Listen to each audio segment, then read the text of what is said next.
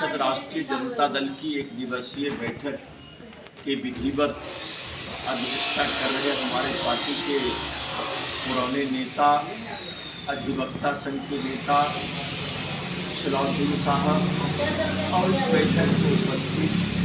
हमारे पार्टी के नेता बखरी प्रखंड के प्रखंड अध्यक्ष माननीय सुरेश बाबू, बैठक में उपस्थित पार्टी के जिला के उपाध्यक्ष और बखरी विधानसभा के संगठन प्रभारी हरे राम महतो जी, बैठक में उपस्थित हमारे पार्टी के पुराने नेता आर मदन जी और बैठक में उपस्थित पुराने हमारे पूर्व नगर के अध्यक्ष भाई नसीम साहब और आप तमाम साथियों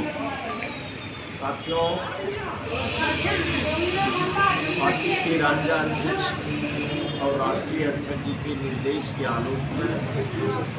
नगर परिषद, नगर पंचायत, प्रखंड कमेटी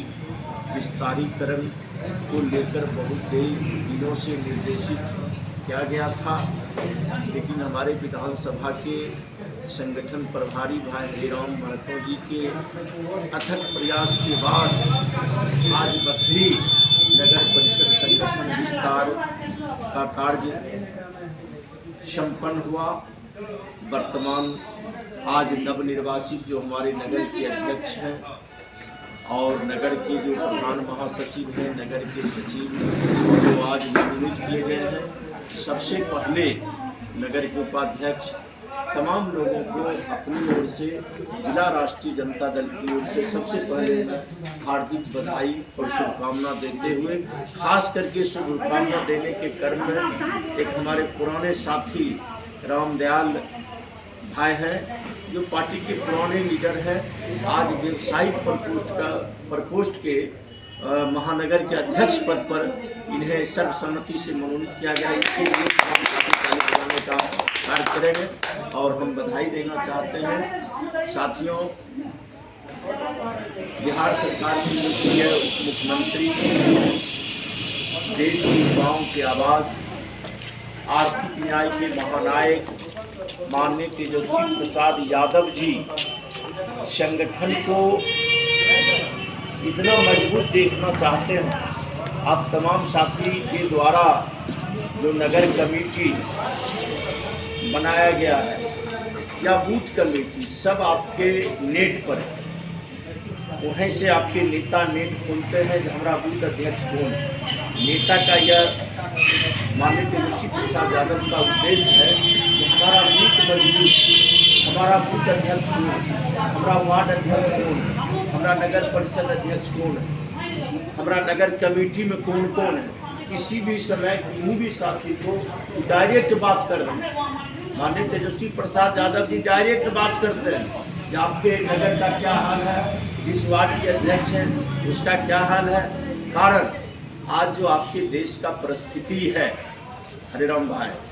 और सलाउद्दीन बाबू, आपका देश का जो स्थिति और परिस्थिति है, ये देश आपका उस मोड़ पर जा चुका है जो बरसों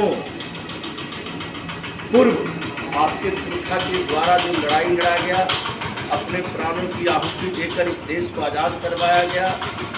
पुनः आपका देश गुलामी की ओर इतिहास रचने के लिए जा रहा है, जिसका जीता जागता उदाहरण है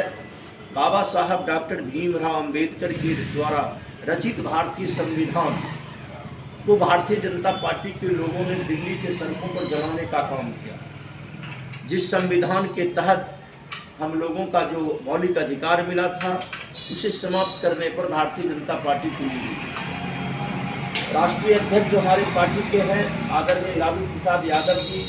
14 के लोकसभा के चुनाव में ही लोगों को आगाह करने का काम किए थे। जब भारतीय जनता पार्टी इस देश की सत्ता में सत्तासीन हो जाएगी तो आपके देश का संविधान नहीं बचेगा। आपको उदाहरण स्वरूप साथियों, हमने कहा दिल्ली के सड़कों पर जो संविधान की प्रतियां जलाया गया, खास करके जो संविधान सम्मत हम लोगों को दलित, पिछड़ा, अल्पसंख्यक को जो आरक्षण मिला था,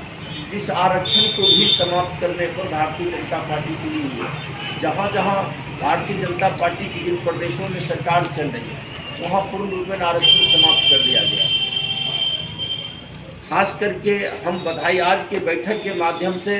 अपने राष्ट्रीय अध्यक्ष आदरणीय लालू प्रसाद यादव जी को आप तमाम साथियों की ओर से बधाई देना चाहते हैं। उन्होंने लंबी लड़ाई लड़ने का काम किया, जो भारत देश में जातीय गणना हो। उनके लड़ाई के फलस्वरूप बिहार के मुख्यमंत्री नीतीश कुमार जी, बिहार के उप मुख्यमंत्री तेजस्वी प्रसाद यादव जी ने बिहार में जातीय जनगणना कराने में सफल हुए। और जातीय जनगणना के उपरांत जो हम दलित, पिछड़ा, अत्यंत पिछड़ा